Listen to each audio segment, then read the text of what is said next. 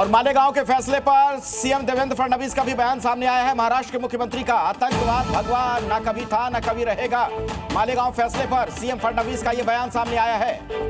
आतंकवाद भगवा कभी था नहीं और ना है। फैसले पर सवाल उठाते हुए कह रहे हैं कि क्या महाराष्ट्र सरकार इस फैसले के खिलाफ अपील करेगी। देखिए, वो रोहिणी सालियान का भी जिक्र करते हैं कि जिन्होंने कहा था कि एनआईए इस मामले में सॉफ्ट है।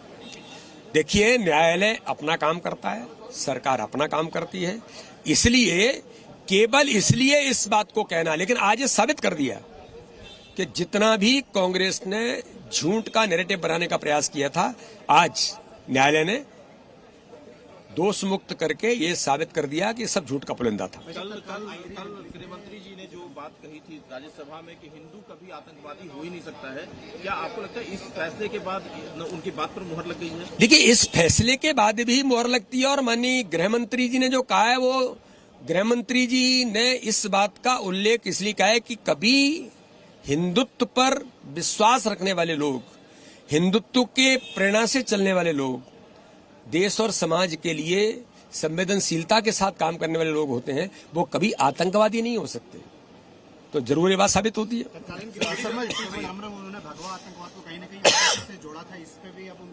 मैं यही कहता हूं कि कांग्रेस एक झूठ का नैरेटिव सेट कर रही थी और दुनिया के अंदर इनको मजा आता है। कांग्रेस को हिंदुत्व पर प्रहार करने में, राहुल गांधी को विदेश में भारत को बदनाम करने में, मोदी जी पर आक्रमण करने में ये इन्हें आनंद आता है। तो ऐसे सारी चीजों को आज न्यायालय ने इन सभी लोगों को बरी करके साबित किया है। तो वीडी शर्मा का यह कहना कि ये कांग्रेस का फेक नैरेटिव था। तमाम तरह की प्रतिक्रियाएं लगातार हमें मिल रही हैं और इस बीच इस फैसले पर असदुद्दीन ओवैसी ने सवाल खड़े किए हैं। फैसला निराश करने वाला यह कहना है असदुद्दीन ओवैसी का। तो फैसले पर ओवैसी ने सवाल खड़े किए हैं। उनका यह कहना था कि इस फैसले से मैं निराश हूं और आज जो अदालत का फैसला इस मामले में आया है, उनका कहना है कि जानबूझकर सही जांच नहीं की गई।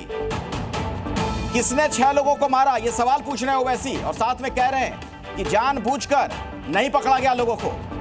फैसले से वो बहुत निराश नजर आए। अमितोष पारिक इस बीच हमारे साथ वीएचपी से जुड़ रहे हैं, सीधे उन्हीं के पास अब मैं आपको लिए चलता हूं। अमितोष जी, अगर आपने सुना हो, असदुद्दीन ओवैसी कह रहे हैं कि निराश हैं इस फैसले से। कैसे हो सकते हैं, तो खुश ये बताइए, जो 6 लोगों की हत्या के मुलजिमों को ये ढूंढ रहे हैं, तो ये खुद सवाल करना चाहिए कि वो मुलजिम कौन थे। कोर्ट ने तो कह दिया ये नहीं थे, तो उनको जबरदस्ती मुलजिम जो 17 साल तक बनाया गया, जहां 2017 ने कोर्ट ने कह दिया कि there is no prima facie case against them, जहां पर आरडीएक्स खुद एटीएस प्लान करती है, जो कि इंस्पेक्टर महबूब अब्दुल करीम कहते हैं कि वीडियो में पुष्टि करते हैं कि आरडीएक्स एटीएस से प्लान करा था।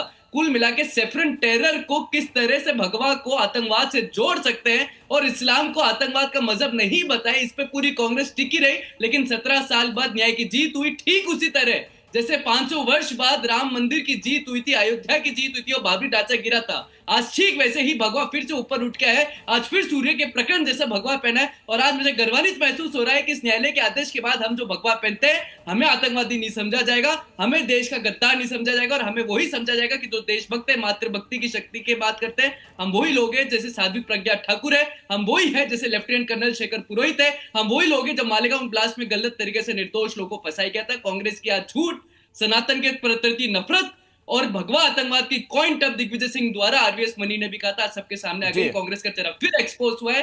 जो 25 नहीं, लोगों लेकिन आज को तो दिग्विजय सिंह ने बोला है, आज तो दिग्विजय सिंह से मीडिया कर्मियों ने, हमारे साथियों ने सवाल जब पूछा, वो कह रहे थे कि किसी भी धर्म का कोई आतंकवादी नहीं होता है और हिंदू आतंकवाद वाले शब्द पे भी उन्होंने अपनी नाराजगी जाहिर की।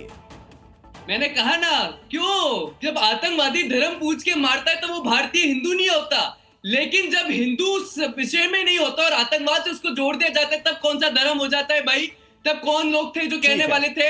RVS money minister of home affairs के। ठीक है अमितोष भाई, दोबारा आपके पास लौटूंगा।